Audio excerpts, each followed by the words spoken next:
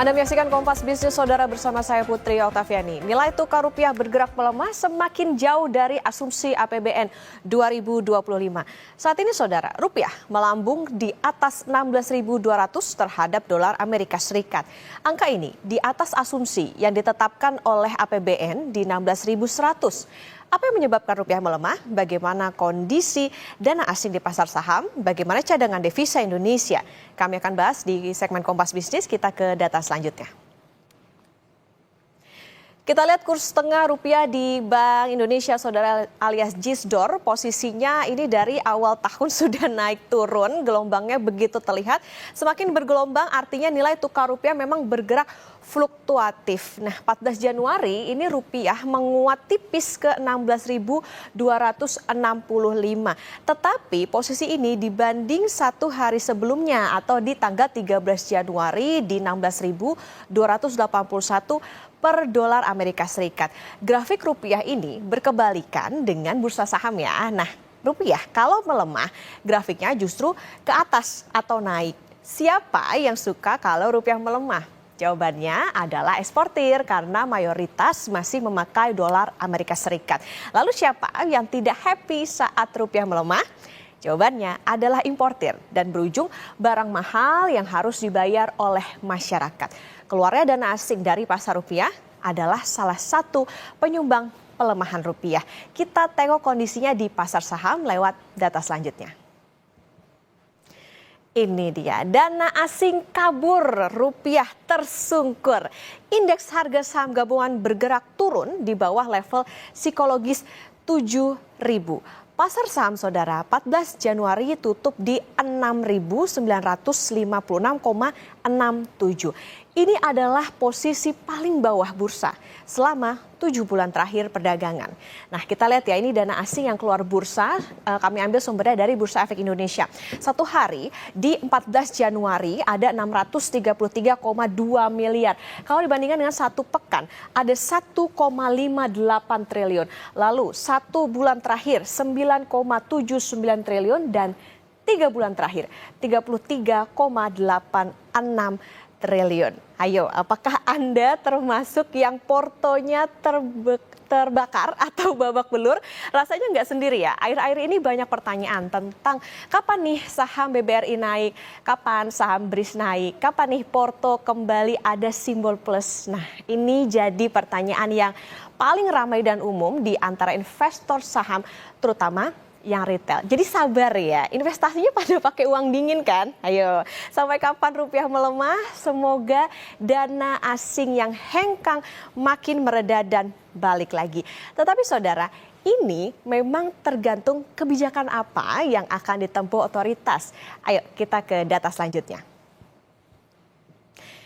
Jadi sampai kapan rupiah melemah? Inilah yang sebetulnya sulit diprediksi secara awam. Tetapi mari bersiap kembali pada kondisi ekonomi global saat Donald Trump menjadi presiden Amerika di tahun 2017. Kalau kita ingat begitu banyak harap-harap cemas atas dampak perang dagang ke mata uang tiap negara.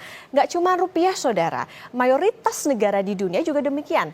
Apa yang bisa menjadi bantalan atau sumber perlindungan tekanan eksternal? Salah satu jawabannya adalah cadangan devisa. Nah, ini adalah cadangan devisa Indonesia 2024. Di bulan November ada 150,2 miliar dolar Amerika. Dan di Desember 155,2 miliar dolar Amerika. Artinya ada kenaikan ya antara Desember ke November. Mengacu keterangan Bank Indonesia, Saudara, kenaikan cadangan devisa ini diantaranya bersumber dari penerimaan pajak dan jasa, penerimaan devisa migas, dan penarikan pinjaman luar negeri pemerintah. Cadangan devisa ini setara dengan 6,7 bulan pembiayaan impor atau 6,5 bulan impor ditambah pembayaran utang luar negeri pemerintah. Apa penjelasan Bank Indonesia atas posisi cadangan devisa ini? Kita ke data berikutnya. Nah, ini kami ambil sumber dari Bank Indonesia. Bank Indonesia memandang cadangan devisa memadai untuk mendukung ketahanan sektor eksternal. Nah nih ya, ketahanan sektor eksternal. ini jadi kata kunci yang bisa kita tangkap bersama bahwa kondisi luar negeri tidak ada yang pasti. Peluang naik turunnya masih sangat besar. Tetapi Bank Indonesia bilang cadangan devisa memadai kok sebagai benteng pertahanan. Nah, landasannya adalah prospek ekspor yang tetap positif, neraca transaksi modal dan finansial juga diperkirakan tetap mencatatkan surplus. Ini sejalan dengan persepsi positif investor terhadap prospek perekonomian nasional dan imbal hasil investasi yang menarik, yang pada akhirnya mendukung tetap terjaganya ketahanan eksternal. Menteri Keuangan Sri Mulyani bilang di tahun 2024 pun nilai tukar rupiah sempat tertekan sampai di atas 16.400 terhadap dolar Amerika Serikat. Kondisi eksternal masih menjadi pengaruh besar terhadap nilai tukar rupiah. Mengalami peredaan dari sisi tekanan di 16.162 dibandingkan posisi tertekan yang tinggi sebelumnya yang sempat mencapai 16.421. Ini semuanya memberikan dampak dan membuat APBN tetap bisa beroperasi optimal. Temanya tetap sama, kerja keras, melindungi masyarakat yang terus-menerus memang suasana ekonomi dan geopolitik juga terus bergerak dinamis dan menjaga ekonomi kita tetap stabil dan tentu pada saat yang sama APBN-nya sendiri harus tetap terjaga sehat. Saudara, nilai tukar rupiah terhadap dolar Amerika Serikat bergerak melemah mendekati 16.300. Lebih lengkap soal pelemahan nilai tukar rupiah sudah bergabung Kepala Ekonom Bank Permata Joshua Pardede. Selamat pagi Mas Joshua, semoga kabarnya sehat. Selamat pagi Okta, kabar baik.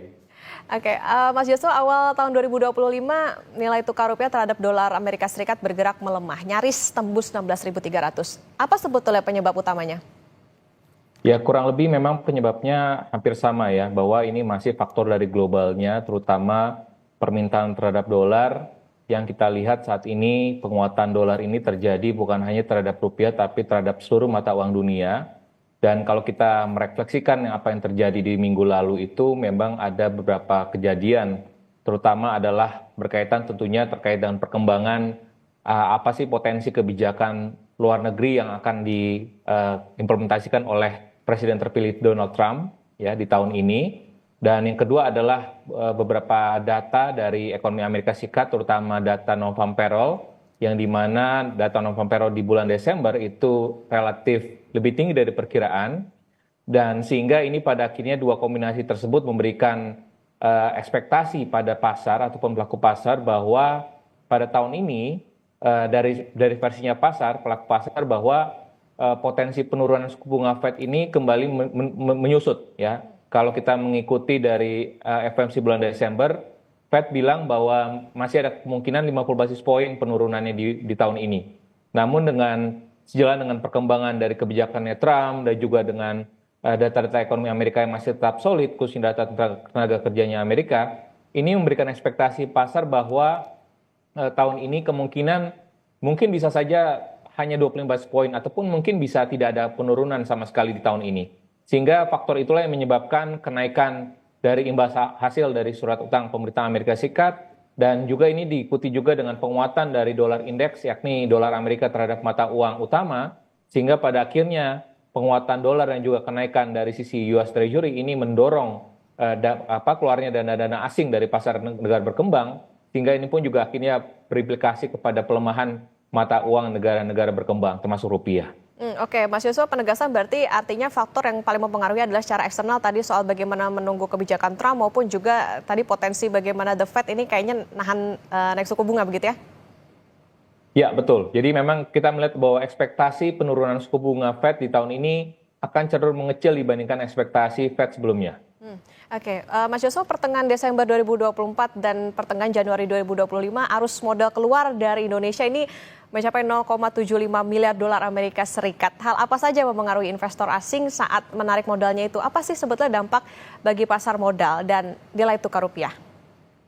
Ya, kalau kita melihat driver ataupun pendorongnya adalah tadi kurang lebih tadi ya, bahwa kekhawatiran ya, concern terhadap dari pelaku pasar terkait dengan kebijakan Amerika tersebut ya, karena selain memang ada kenaikan tarif impor, karena ini masih terus bergerak dinamis ya, karena sebelumnya ada wacana Donald Trump akan mengenakan tarif secara universal ya, seluruh barang-barang yang masuk ke Amerika ini akan dikenakan tarif 10% ya, tanpa pukul rata.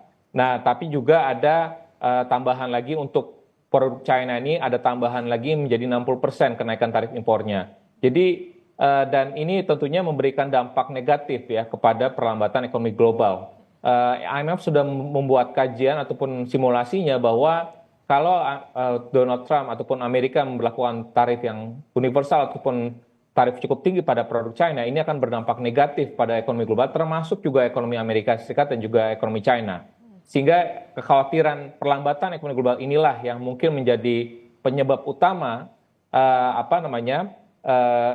safe haven aset, permintaan terhadap safe haven aset terutama dolar Amerika ini menjadi meningkat ya, sehingga itulah yang menyebabkan tadi dana-dana investor-investor asing yang tadinya menempatkan dana-dananya ataupun investasi di pasar negara berkembang ini cenderung untuk menarik dari dana-dananya masuk lagi kepada investasi ataupun aset safe haven ya. Dan tentunya tadi dampaknya adalah yang kita lihat bersama bahwa IHSG ya kemarin di awal tahun ini pun juga sempat di bawah 7.000 ya, untuk imbal hasil surat utang pemerintah Indonesia pun juga saat ini mendekati level 7,3% ya, sejalan dengan kenaikan dari US Treasury yield dan juga penguatan ataupun dari dolar Amerika Serikat, sehingga ini pun juga akhirnya akan berdampak juga kepada kondisi di mana tadi ya sentimen di pasar saat ini memang cenderung risk off ya, sehingga oleh sebab itu diharapkan memang perlu ada langkah-langkah stabilisasi dari Bank Indonesia tentunya, dan ini kami melihat bahwa BI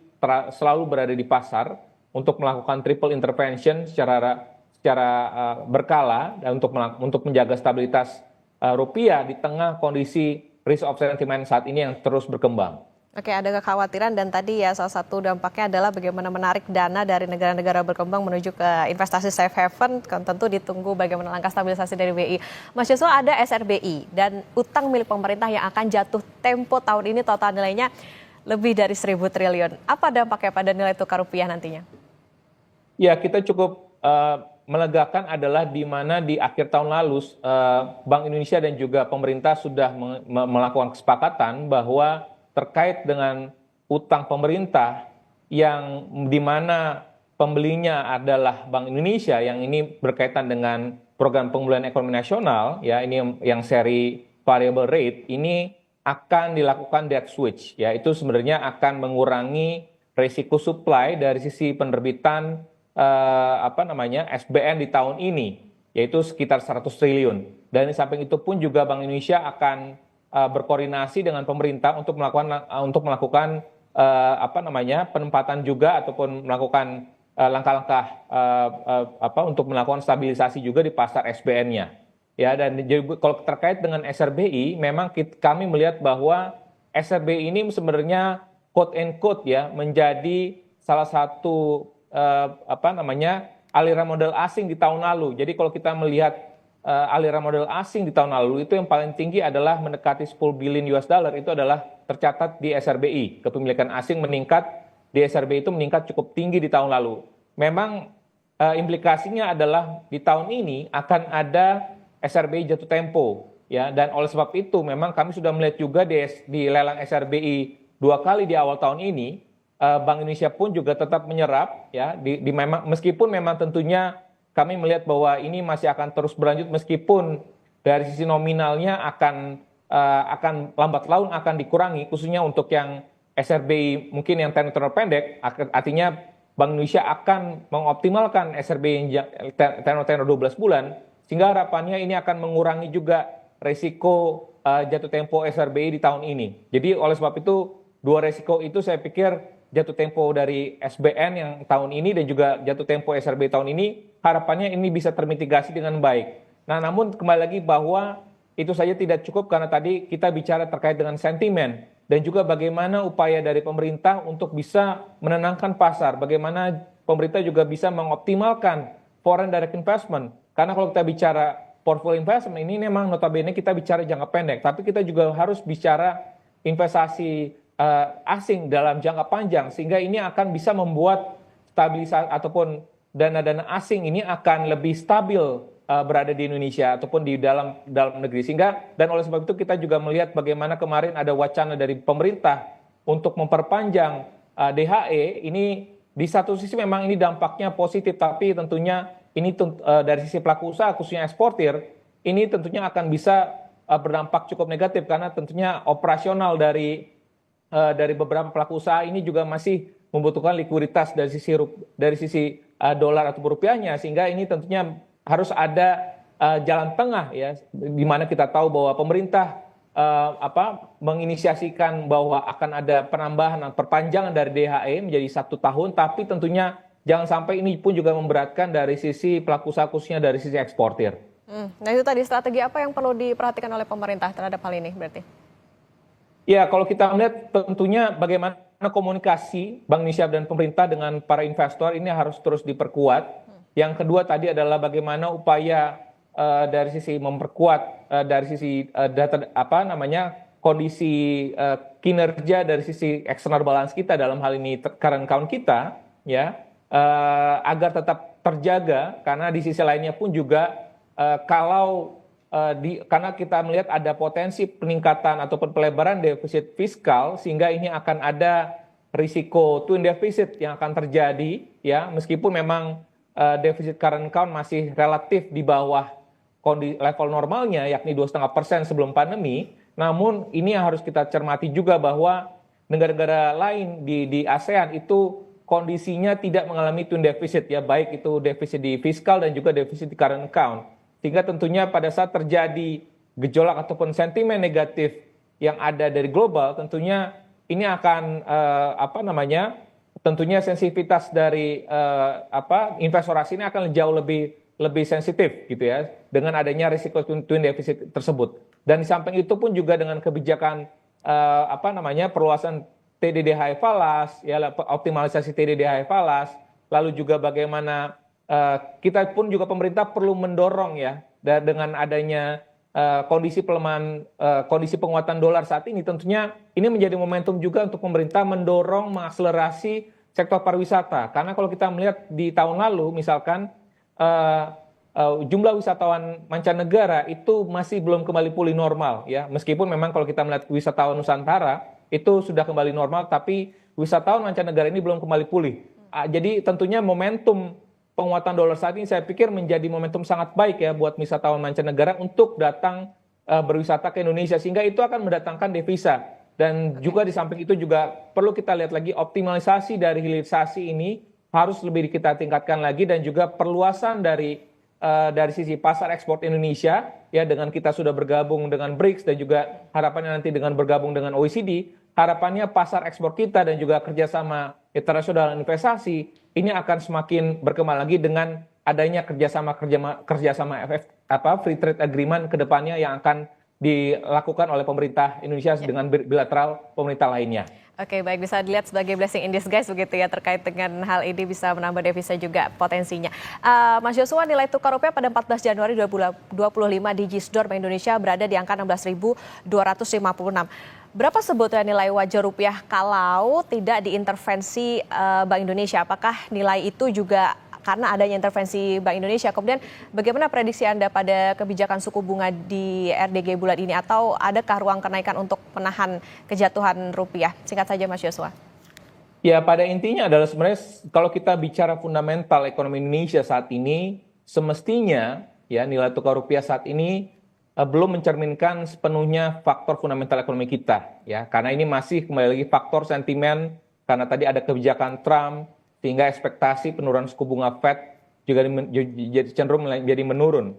Dan oleh sebab itu kami tetap melihat bahwa kalau kita melihat nilai tukar di tahun ini memang ada potensi ataupun ada probability masih akan bertengger di kisaran 16 ribuan ya. Namun kembali lagi kita perlu mengedukasi bahwa level 16 ribu ini tidak sama kembali lagi dengan level krisis 97-98 ya, karena kalau kita bicara krisis 97-98 itu tingkat depresiasi rupiah lebih dari 400%. Namun saat ini depresiasi rupiah dibandingkan dengan akhir tahun lalu tidak ataupun masih di bawah 5%, sehingga tidak diperlukan adanya kepanikan dari pelaku pasar dan juga dari sisi masyarakat pada umumnya yang notabene tidak memiliki pengeluaran dalam dolar ataupun tidak memiliki pendapatan dalam dolar, sehingga kita perlu berlaku sewajarnya saja. Dan juga tentunya dari sisi pelaku usaha pun juga diharapkan melakukan transaksi hedging ataupun lindung nilai sehingga ini akan bisa mengurangi mitigasi permintaan dolar di transaksi spotnya, ya, sehingga harapannya itu akan bisa mengurangi tekanan terhadap rupiah dalam jangka pendek ini, dan diharapkan ke depannya dengan adanya meredanya nanti harapannya normalisasi, harapannya dengan kebijakan dari Trump nanti, dari kebijakan luar negerinya, harapannya ini akan lebih normalize lagi nanti di semester kedua, sehingga rupiah ini akan kembali sedikit akan menguat di akhir tahun ini, dan ini harapannya bisa mendukung perekonomian kita, pertumbuhan ekonomi kita di tahun ini. Oke, baik, masih berada di, ya potensinya masih ada di angka psikologis 16 ribuan, tapi yang jadi catatan ada depresiasinya sebetulnya masih di bawah 5%, jadi tidak perlu panik. Kita tunggu bagaimana strategi dan juga intervensi dari Bank Indonesia soal ini, dan tadi ya hati-hati soal faktor eksternal terutama kebijakan Donald Trump nantinya. Terima kasih Kepala Ekonom Bank Permata Mas Yusuf Pardede sudah bersama di Kompas Bisnis, sehat selalu. Terima kasih.